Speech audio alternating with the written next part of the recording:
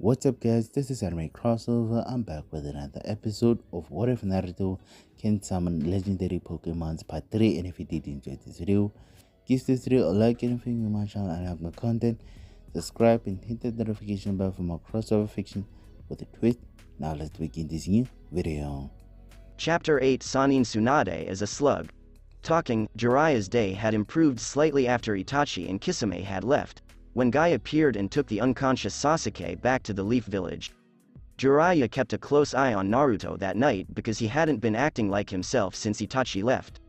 Finally, Jiraiya had had enough and asked, "Naruto, what is bothering you so much?" "Itachi ni-san is hurting again," Naruto said, turning back to the wall of their still intact room. "Itachi ni-san? He is your brother. But how do I know for a fact you are not related to him?" Jiraiya asked, his gaze fixed on Naruto. "During my first years out of that hell of an orphanage, he took care of me, he was my protector. After one of his worst missions, he had been watching me, and I had gone up and talked to him. One thing led to another, and we slowly became friends, and then brothers. He would talk to me about anything, even some of his missions, while I would play with him and cheer him up. In short, you two had grown to trust each other, and when he murdered his family, you knew why I took it." "Yes, I knew the real reason, given out by the Hokage and his advisors. After that, I never saw him again. He fled so he would be seen as a traitor and not his family, and now he is messed up in something worse, and I fear for him," Naruto said as he stood up and looked out the window. "I see," Jiraiya said, "but there's something else I sense." "Yes, he said you knew what was going on and what he'd gotten into. I'd like to know because it appears to involve me." Naruto returned his gaze to Jiraiya. "That is something I would rather not go over right now because it is extremely dangerous for him if he is ever discovered. I can already know that, and I still want to know if it involves me in such a way that he had to hunt me down," Naruto exclaimed. "Fine, I'll tell you, but not here. Once we're back in the Leaf Village and we have a new Hokage, I'll tell you what I know," Jiraiya said carefully. Naruto nodded. "You better make good on that," and sat back down on his bed, pulling out a rubber ball and returning to work on the Rasengan. The next day, Naruto and Jiraiya returned to town in search of the Rasengan, with Naruto spending the majority of his time working on it. Naruto was almost finished with the second set, and while he was able to make the ball burst correctly, it did not. It only burst out the front, rather than all the way around, as it should have. They'd been looking for Tsunade, the woman they were looking for almost a week now, and every time they thought they were getting close, it turned out the lead was fake or Tsunami had already left the day before. They eventually arrived in a town known for its sake in the large castle that had been built in its center. Tsunade was rumored to be present, but Naruto and Jiraiya were skeptical given how long they had been pursuing her. Naruto suggested they go see the castle first, then explore the town. Jiraiya agreed because it was most likely the best idea.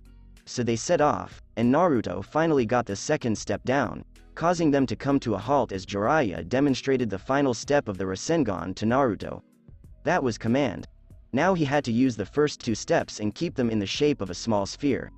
However, when Naruto began practicing for the first time, the ground beneath their feet shocked them, causing them to look up and around and notice a large snake standing where the castle should be. They didn't say anything and took off at full speed for the snake, both knowing that wherever a giant snake was, Orochimaru would be there as well. But as they got halfway to the snake, it vanished, implying that the snake Sannin had vanished, but they didn't slow down. They landed near the castle and began looking for signs of a fight, which they discovered. They discovered a few busted stone walls and a crater about 100 feet from the castle. While Naruto assumed they were from a Jetsu, Jiraiya informed him that they were signs of Tsunade. Jiraiya only said she was known for her super strength when Naruto asked how. Naruto took a careful look at Jiraiya and made a mental note to be more cautious of the slug Sannin Tsunade.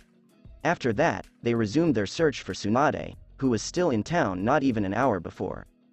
Naruto stopped looking himself at lunchtime and instead sent out a large group of clones to look in his place while he worked on mastering the third step. He considered summoning his Pokemon summons to assist in the search, but decided against it because they were unfamiliar with the smell of Tsunade. He discovered that the third step was easier than he anticipated, but also more difficult. He could quickly form the sphere with his Charka, but he struggled to keep it in a spherical shape without it blowing up in his face. He wasn't using his second hand to keep the shape, but that meant he'd have a problem if he got into a fight because both of his hands were occupied with keeping the attack going. As the day faded into night, Naruto began to wonder where Tsunade was, which was strange because none of his clones or Jiraiya had seen any sign of her. Jiraiya arrived later in the evening and said they were going to find a place to eat. Naruto nodded, letting his most recent Rasengan attempt fade from his hand. They jumped down from the rooftop they were on and into the pub that was below them. But as they entered the pub, Jiraiya came to a halt when he noticed that Tsunade and her assistant Shizune were already there. "Well, hello Tsunade. This is a quick surprise," Jiraiya said as he walked over. "What are you doing here, Jiraiya?" Tsunade asked, looking up at Jiraiya. Naruto looked at the woman speaking. She was dressed in a sleeveless shirt and a green robe. He couldn't see any lower because of the table. He didn't have to if he wasn't a pervert, which he wasn't. Tsunade's hair was blonde and tied in 2 ponytails, and she had a diamond-like marking on her head, and he wasn't even going to try and guess.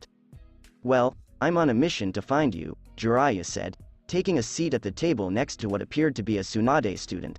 She was dressed in a blue robe that covered most of her body, and she held a small pig in her hands. "Because the third die, the old fool," Tsunade explained, bringing a small dish of sake to her lips and taking a small drink. "You knew how?" Jiraiya asked as Naruto sat down beside him. "I don't think I need to tell you," Tsunade said, now looking at Naruto rather than Jiraiya. "Why do you ask?" He is hopefully going to be my new student." "No reason, I was just wondering. Now why are you here, though I'm sure you can guess," Tsunade said, taking another sip from her sake dish. In short, the third's plan was to retire after the Chunin exams and pick you as his replacement, but he died, so the letter never got sent, and I am here to bring you back, Jiraiya said carefully looking at Tsunade. Hokage, you and the old man are both insane. The job is a fool's job. Why didn't you take it?" "Perhaps we are, but you are more so, and I don't have anyone to take over my spy network yet." "I figured as much, and the answer is still no. Being Hokage is still a fool's job, as I previously stated. Now get out." "Hey old hag, shut. Are you saying the third Hokage, your teacher, was a fool?" Naruto said before Jiraiya could respond. "So what if you're a brat? It's not like it matters to you now, does it?" Tsunade smirked. "Let's leave," Naruto said to Jiraiya. "It's pretty clear your old friend isn't up to the job, let alone worth it. I can smell the amount of sake she's drank since I first entered this place. If we let someone like lead us, well, we'd have a better chance with Orochimaru leading us than her." Jiraiya stared at Naruto in disbelief as he began to walk out of the restaurant, only to come to a halt and duck as Tsunade's fist shot through the space where his head used to be. "Well, am I worse than Snake Orochimaru?" "Yes, from what I see, it is true. You think leading the village is a fool's job, which means you're spitting on your ancestors' graves. You willingly attack a genin of the leaf at an attack on your reputation, and you missed hitting said genin as well, which makes me wonder if you're even worthy of the title Sanin, seeing as I, a genin, dodge your attack." Jiraiya sighed, knowing what Naruto was up to, but hoping it didn't backfire on him. Tsunade glared at the genin, who was slowly destroying her reputation with facts, and said, "Fine kid, how about we fight and see who is really stronger?" Naruto paused at the door and returned his gaze to Tsunade, smirking. "Okay then, the rules? We fight until one cannot move or is dead. Everything is legal," Tsunade said, glaring at Naruto, who was dressed very smugly. "I'll be waiting outside as you wish," Naruto said before departing, followed by Tsunade and Shizune. Jiraiya quickly followed after seeing how this fight was going to end, hoping Naruto would not die. As he walked outside, he noticed Naruto and Tsunade were now about 100 feet apart. "I am ready when you are," Naruto said, "but know this, I may be a genin, but I can still send your drunken butt flying." "As if kid, let's get started," Jiraiya you ref, called back, noticing Jiraiya. "As you wish, but try to keep it small. Now begin," Jiraiya said, not wanting to deal with Tsunade right now. Nothing seemed to happen when Jiraiya jumped out the way until there was a poof of smoke around Naruto. Jiraiya wondered if the Naruto from before was just a clone until the smoke moved, reviewing a strange Pokemon next to Naruto. It was yellow in color and had a brown cover for its knee, wrist, and upper body, as well as a spoon in each of its 3-finger hands. Its head will be shaped like a start, with 2 large mustaches hanging down from either side of its mouth. I am going to say this one last time. Give up before I prove that right now you are not worthy of the title Sannin, Naruto smirked. Tsunade only stares at Naruto in his strange summon, saying, "Kid, even in this state, I will still kid you but now attack me." "Send her into the ground with psychic," Naruto said as he shook his head. The creature remained motionless as it closed its eyes and the 2 spoons glowed blue. Nothing seemed to happen at first, but as Tsunade released her, she began to lift off the ground more and more. Then, without warning, she was slammed back into the ground from a height of 10 feet in the air, with such force that a few of her ribs snapped, causing her to gasp for breath as she rose back up in the air. Tsunade was slammed into the ground again, and Jiraiya and Shizune both looked at Naruto in disbelief. This creature appeared to have complete control over Tsunade, at least enough to make her move as it pleased, but as it lifted her into the air again, Naruto signaled for it to stop as he spoke. "Now Tsunade, you see what I mean. You are so drunk that you can't fight back against my weaker summons. If I may ask why you haven't used replacement just yet to escape, don't answer because I know the reason. It is because you have given up, I'm not sure on what, but you have given up on something and let go of the need to live. As a result, you are less skilled than me at Genin." Tsunade, on the other hand, was unable to respond because what he was saying was true. As a result, she could only stare at him, her body aching from the few broken bones. "The fight is over," Jiraiya said, "and Tsunade is the loser." Naruto nodded to the creature, "Okay, let her go and thanks for the help." The creature nodded and vanished, then without its power to keep Tsunade in the air, she fell to the group in a small pile as Naruto walked off. He left the hotel where he and Jiraiya were staying that night without even looking back. Jiraiya took one last look at Tsunade and said, "He is right, you know. You have fallen from grace." With that, Jiraiya left, leaving Shizune alone to care for Tsunade and her injuries, as well as her wounded pride. Tsunade awoke the next morning with a sour taste in her mouth. Not only did she have a slight hangover from the sake she drank the night before, but she had been beaten so badly by a no-name genin that she should not have been a ninja at all. She sighed and grabs a small bottle which contained her hangover medicine and took a quick drink but found it was out, since she had not needed it for a few months and had forgotten to make more. Tsunade sighed and stepped outside, cleaning up and putting on clean clothes. When she noticed Shizune had left a note, she read it and discovered she was out getting food. This left Tsunade with nothing to do but walk around town looking for a place to gamble or try to figure out what to do about last night. The first was immediately ruled out because there were no early open gambling establishments in this town, and the same was true for getting any sake. Tsunade grumbled before grabbing some food and eating it before going for a walk around town, trying to think of something other than her defeat the night before. Nor the still bruised parts of her body, because even Shizune, as skilled as she was, couldn't mend all the broken bones and bruises in one night. She slowly walked around town, looking at different things and thinking about the day before. So many things had happened that had made her think about things she didn't want to think about. The fact that Orochimaru had shown up, his problem, and offered to fix his problem were the first and most important things that came to mind. The offer, while appealing, was not one she would accept because she was aware of the just you that he would most likely employ. That is, she knew that while she could see her loved ones again, they could also be used against her. She was still debating whether or not to heal him without the so-called reward, but she was unlikely to do so because it would mark her as a traitor to the Leaf Village. And it was only by remaining loyal to the village and not going against them over the last few years that she had kept the Hokage at bay. That brought her back to the end of yesterday and her heartbreaking defeat. It made her blood almost boil at the thought of being beaten so easily by a genin, even if he had used a summon creature. And, if she was honest with herself, Naruto was correct. She had deteriorated to the point where a bad jonin could probably beat her at her best and a chunin or good genin at her worst. Rather than being able to take on multiple squads of Anbu and jonin at once. Tsunade continued walking until she came across someone she didn't expect to see again so soon, Naruto. He appeared to be practicing charka attacks in an old slightly burned down field. She didn't realize it at the time, but the lighting seemed to surround his body before flying off and destroying a tree. The lighting seemed to have affected Naruto's body, causing him to gasp for a few seconds before standing up and smiling. He then turned around and noticed her. "Well, hello there. What brings you out here on this fine day?" Naruto asked in a neutral tone of voice.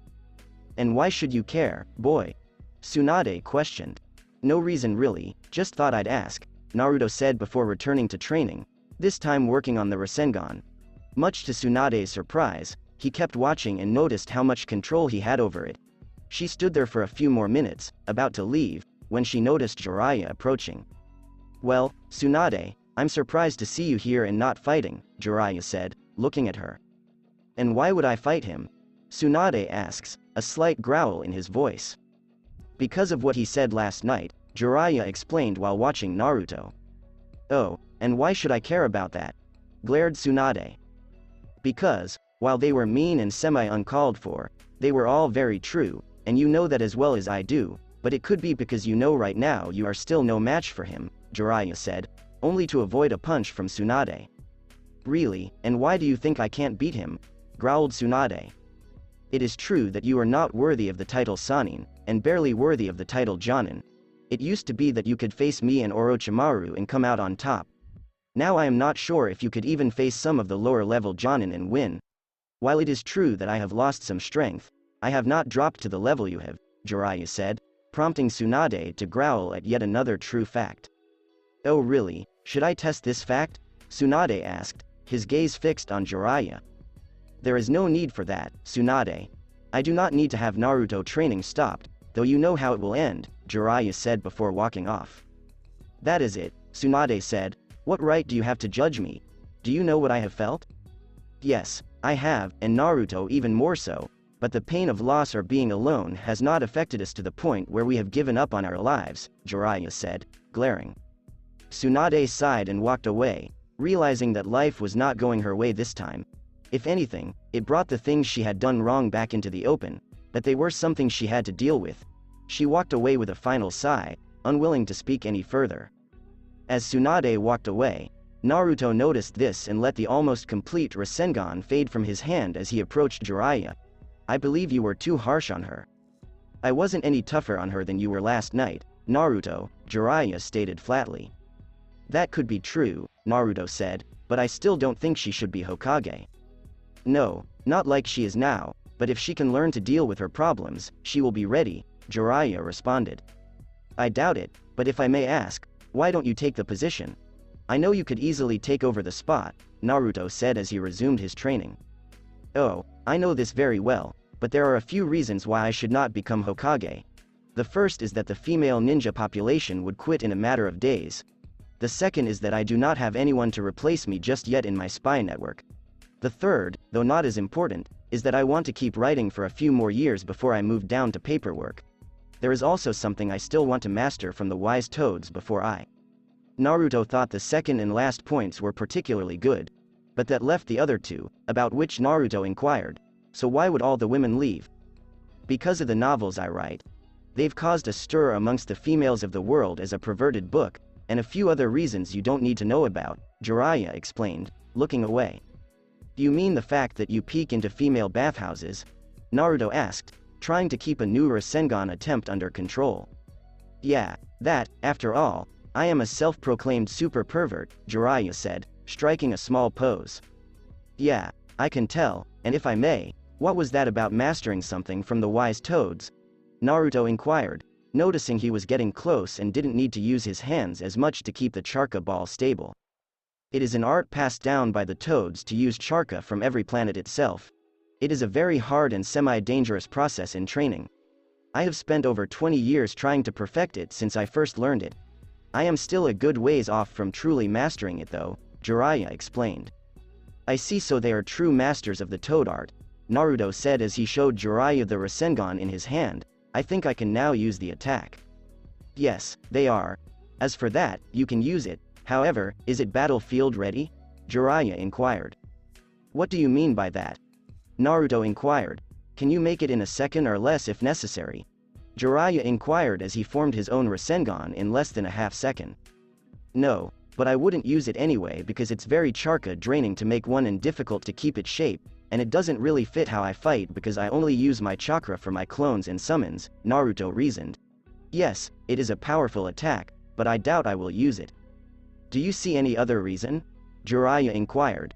No, not really, Naruto said before going through the summon hand signs and summoning a large group of clones to work with the summons to master their abilities, with about 20 clones to a summon. How draining are these summons on you? Jiraiya inquired after the smoke cleared and he could see the clones and summons. Not very many. Most of these summons have lower summon power even though they know all the moves, and none of them are particularly rare, so I can go for a few hours with this group, Naruto said before settling into the taijutsu stance Kyuubi had taught him, and began going through the few different moves it had.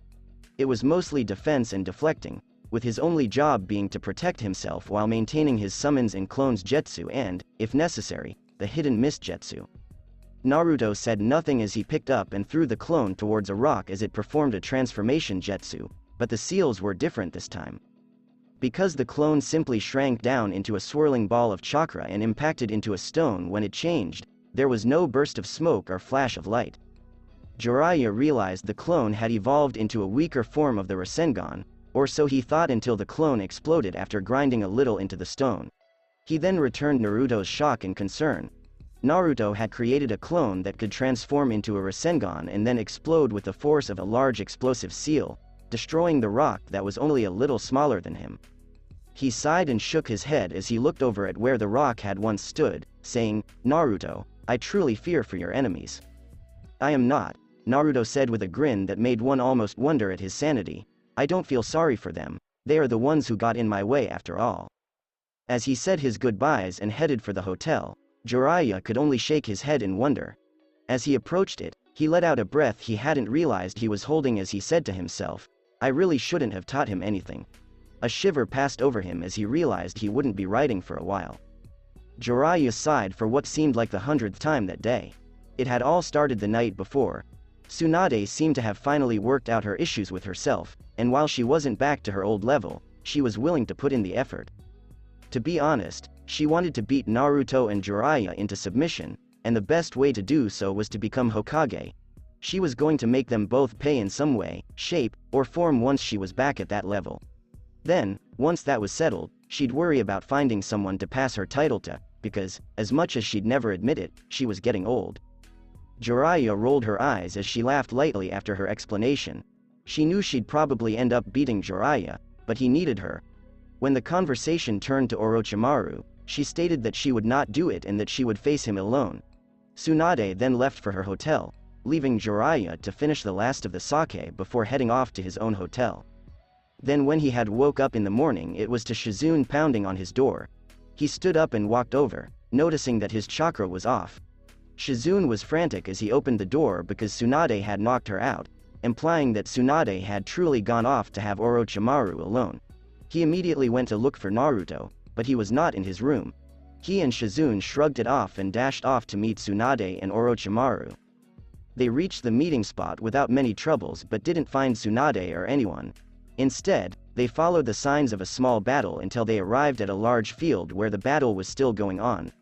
Orochimaru appeared to be so damaged that he couldn't fight Tsunade effectively enough to win. Jiraiya moved forward, taking out Kabuto with a punch and sending him flying away. Jiraiya had realized what was wrong with his chakra by this point. He couldn't control it correctly, making jutsu and summoning extremely difficult. Tsunade seemed to want to get off the battlefield and solve her own problems. As he began to fight Kabuto, she took on Orochimaru instead. This took Jiraiya back to his sighing period. He looked over for a moment, noticing that while Tsunade was unable to hit Orochimaru, he was unable to attack her due to his badly damaged hands. Looking around, he noticed Kabuto had vanished and that Orochimaru had actually landed a hit. He had bit his hand, causing some blood to flow out of it. And Tsunade, who was completely bloodless, froze. "Ah shit," was all Jiraiya could say as he shot towards Tsunade. He now saw where Kabuto was going. But he wasn't quick enough, as Kabuto appeared to Tsunade's right, ready to pounce. Only he was taken aback when Kabuto was launched into a large rock about 100 feet away. "Did you really think that trick would work, Snake Sanin? I've long since gotten over my fear of blood since I left the village," Tsunade said, standing up and staring at the Snake Sanin. "I see that, my dear, and it appears Kabuto will be down for a little while," Orochimaru said, a slight glare on his face. He knew he was in a bad situation. Without his arms and hands, he couldn't fight like he used to. And without Kabuto to help him, he was almost as good as dead against his fellow Sannin. "No, he is now finished," said another. Everyone turned to see Naruto, who was followed by a Kabuto without his head. Orochimaru glared even harder, knowing he had no choice but to flee before anything else happened. He jumped back only to notice something and smirk. Everyone, including Naruto, was on high alert. The ground seemed to rise unexpectedly from beneath Orochimaru, and a large snake appeared. Orochimaru jumped on top of it as its head emerged from beneath the ground, next to the summoner. Kabuto was still alive in some way. Naruto growled as he returned his attention to Kabuto. Nothing was there, indicating that he had been caught in a small genjutsu. Looking back, he saw that the large snake had barely missed him as it shot towards him and everyone else. Jiraiya and Naruto both realized they needed to finish this quickly as they all leapt apart to avoid Tsunade. Jiraiya quickly flashed through a series of hand seals and slammed them to the ground. Around the snake a large swamp appeared and the snake sunk about halfway into it until it almost could not move. Jiraiya frowned as the snake did not completely sink into the ground. "It appears we are all at a disadvantage today," smirked Orochimaru. "But seeing as that will not last long, I think it is time I leave you all," Orochimaru said before running off with Kabuto not far behind them as the snake vanished in a large plume of smoke covering their retreat. Or so they thought until a large ball of charca slammed into Orochimaru without warning. As a second ball landed right where Kabuto was, he jumped to the side without hesitation. "So close," Naruto exclaimed as he touched down. The ball then exploded unexpectedly. When Kabuto noticed Orochimaru was burnt and bruised at the bottom of the crater, he let out a low growl that was unusual for him. Even with his skills, Orochimaru would not be able to live much longer if this continued. Tsunade and Jiraiya were not far behind Naruto, so he made a quick move to get himself and Orochimaru out of this situation.